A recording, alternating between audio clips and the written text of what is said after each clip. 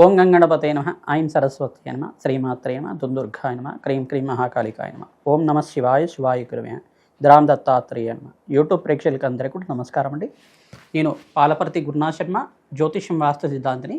మీకంతా కూడా గోచారిత్య గ్రహాల యొక్క స్థితిగతి కలీక వాటి ప్రభావం అంతా కూడా మేషాది ద్వాదశ రాశుల వాళ్ళకంతా కూడా ఎటువంటి గ్రహ గోచారంలో గ్రహస్థితి అంతా కూడా యోగకరంగా ఉందా, ఏ గ్రహాలకంతా కూడా శాంతి పూజలు ఆచిస్తే కనుక జీవితంలో మార్పులు జరుగుతాయి, ఆర్థికంగా ఆకస్మికంగా ధనయోగ ప్రాప్తి కలగాలన్నా, వ్యాపారంలో అభివృద్ధి కలగాలన్నా ఏ గ్రహాలంతా కూడా కారకత్వం అవుతున్నాయి విశ్లేషణ చేయడం జరుగుతుంది. ప్రధానంగా చూసుకుంటే ఈ రోజున మనం చూసుకోబోయే గోచార రీత్యా గ్రహస్థితి అంతా కూడా ఈ రకంగా ఉంది. ఈ యొక్క వార ఫలితాల్లో భాగంగా ఏప్రిల్ నెలలో అంతా కూడా 12వ తారీఖు నుంచి 18వ తారీఖు దాకా వార ఫలితాలంతా కూడా విశ్లేషణ చేస్తున్నాం. ప్రధానంగా చూసుకుంటే గోచారీత్యా గ్రహస్థితి ఈ రకంగా ఉంది. కుంభరాశిలో రాహు సంచారం మరియు మీనరాశిలో అంతా కూడా రవి భగవానుడు ప్రధానంగా చూసుకుంటే 14వ తారీఖు తర్వాత మేషరాశిలో ఉచ్చస్థానంలో సంచారం చేయడం, మరియు ఇక్కడ ఈ యొక్క మీనరాశిలో రాహు ప్రధానంగా శనీశ్వరుడు, అంగారకుడు, బుధ భగవానుడు, సూర్య భగవానుడు అంతా కూడా సంచారం జరుగుతుంది. శుక్రుడంతా కూడా ఈ యొక్క వార మధ్యలో అంతా కూడా చూసుకుంటే 13వ తారీఖు తర్వాత ఈ యొక్క వృషభ రాశిలో సంచారం చేయడం జరుగుతుంది. ప్రధానంగా చూసుకుంటే ఈ గ్రహస్థితి ఈ రకంగా ఉంది. బృహస్పతి అంతా కూడా మిథున రాశిలో సంచారం చేయడం, మరియు ఈ యొక్క కేతు యొక్క సంచారం అంతా కూడా సింహరాశిలో సంచారం జరుగుతుంది. కాలసర్పదోషంలో ఈ యొక్క గ్రహస్థితి అంతా కూడా కాలసర్ప స్తంభంలో అంతా కూడా ఉంది. ప్రధానంగా చూసుకుంటే కొన్ని రాశుల వాళ్ళకంతా కూడా అదృష్టయోగం కలిసి రావడం కానీ, కొన్ని రాశుల వాళ్ళకంతా కూడా మిశ్రమైన ఫలితాలు రావడం కానీ జరుగుతూ ఉంటాయి. ప్రధానంగా గోచారిత్య గ్రహస్థితి ఏం చెప్తుందంటే కర్మయోగాన్ని అంతా కూడా చెప్తుంది. కర్మ ఫలితాన్నంతా కూడా అనుభవించే విధంగా, కర్మదోషాన్ని నివారణ చేసే విధంగా గ్రహదేవతలంతా కూడా ఈ యొక్క దోషాన్నంతా కూడా పరిష్కారం చేసే విధంగా ఉంటారన్నమాట. ప్రధానంగా చూసుకుంటే శనీశ్వరుడు కర్మఫలదాత, బృహస్పతి అంతా కూడా యోగదాత అంతా చెప్పేసి అంటారు. ప్రధానంగా రాహు అంతా కూడా కర్మని అనుభవించే విధంగా చేస్తుంటారు. రాహుకేతులు ఇద్దరు కూడా కర్మని అనుభవించే విధంగా చేస్తుంటారు. ఈ గోచారీత్య గ్రహస్థితులంతా కూడా చూసుకుంటే వీటికి కేంద్రంగా అంతా కూడా చెప్తూ ఉంటారు. ప్రధానంగా మేషాది ద్వాదశ రాశులు అంతా కూడా ఈ గ్రహస్థితి ఈ రకంగా ఉంది కావున ప్రతినిత్యం కూడా ఇష్టదేవత ఆరాధన చేసుకోవడం, పరమేశ్వరుడికి అభిషేకాది కార్యక్రమాలు చేసుకోవడం, గోమాత సేవ చేసుకోవడం వల్ల రాజయోగ ప్రాప్తి కలుగుతుంది. ప్రతినిత్యం కూడా దత్తాత్రేయ ఆరాధన చేసుకోవడం వల్ల కూడా మంచి ఫలితాలు పొందుతారు. దత్తాత్రేయాయ స్మరణ మాత్రైన సంతుష్టాయ నమః నామాన్నంతా కూడా జపాన్ని ఆచరించడం వల్ల మంచి ఫలితాలు పొందుతారు.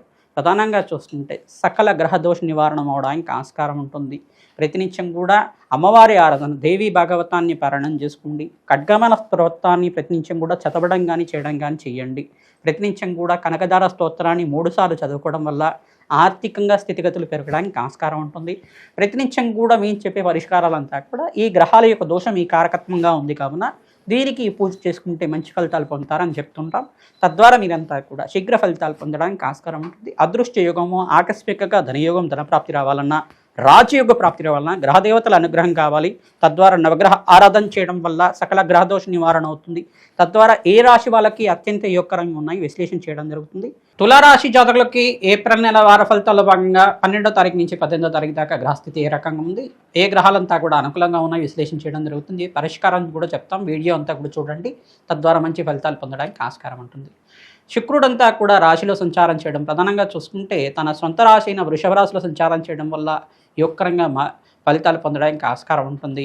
శుక్ర భగవానుడు లక్ష్మీకారకుడు కావున మహాలక్ష్మీదేవిని తామర పూలతోటి మరియు మల్లెపూలతో కానీ, తులసి దళాలతో కానీ, మారేడు దళాలతో కానీ నిత్యం అర్చించడం, కనకదార స్తోత్రాన్ని పఠనం చేసుకోవడం, శ్రీసూక్త పారాయణం అంతా కూడా ఆచరించడం వల్ల మంచి ఫలితాలు పొందుతారు. లక్ష్మీ కుబేర శాంతి హోమాది కార్యక్రమాలు, రాజశ్యామల యజ్ఞాధికరితలు ఆచరించుకోవడం వల్ల రాజయోగ ప్రాప్తి కలుగుతుంది. ప్రధానంగా చిన్న మనస్పర్ధలు జరగడానికి కానీ, మాట పట్టింపు జరగడానికి కానీ, గృహంలో చిన్న చిన్న చికాకులు జరగడం కానీ జరుగుతూ ఉంటాయి. ప్రధానంగా అంగారకుడు శనీశ్వరుడు కలిగి జరుగుతుంది కావున ఈ గ్రహస్థితి మెరుగుపడడానికి ప్రయత్నించడం కూడా నవగ్రహాలకి ప్రదక్షిణాలు ఆచరించడం, నవగ్రహ దేవాలయంలో ఆవునేతో దీపారాధన చేసి అక్కడ సూర్యభగవానుడి దగ్గర మంచి ఫలాలన్నంతా కూడా నివేదన చేయడం, ఎరుపు రంగు పుష్పాలతోటి సూర్యభగవానుడిని పూజించడం వల్ల సకల గ్రహదోష నివారణ అవడానికి ఆస్కారం ఉంటుంది. సూర్యభగవానుడు ఉచ్చస్థానంలో సంచారం చేసినప్పుడు అధికంగా లాభాలు గణించడానికి ఆస్కారం ఉంటుంది. ధనాదాయం పెరగడానికి, సప్తమ స్థానంలో యోగకరంగా మారడానికి సూర్యభగవానుడు అత్యంత శుభమైన ఫలితాలు ఇవ్వడానికి ఆస్కారం ఉంటుంది.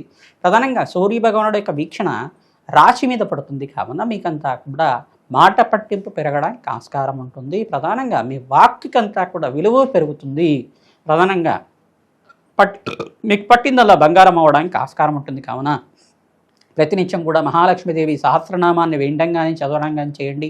కనకదార స్తోత్రాన్ని ప్రతినిత్యం కూడా 3 సార్లు చదువుకోవడం, వినడం కానీ చేయడం వల్ల, పెరుగన్నాన్ని నివేదన చేయడం వల్ల అమ్మవారికి ప్రీతికరంగా దధ్యాన ప్రీతమాసాయ నమః ఈ యొక్క పెరుగన్నానంతా కూడా నివేదన చేయడం వల్ల రాజయోగ ప్రాప్తి కలుగుతుంది. తద్వారా మీకు అంతా కూడా అష్టైశ్వర్య యోగ సిద్ధి రావడానికి ఆస్కారం ఉంటుంది.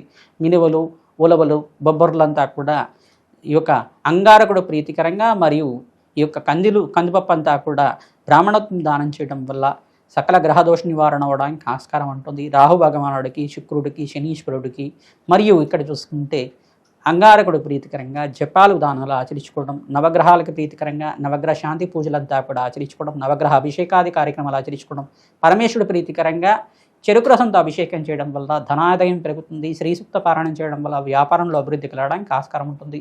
నరఘోష, నరపీడ, నరశాపం నుంచి బయటపడడానికి ఆస్కారం ఉంటుంది. శ్రీమాత్రేయ నమః.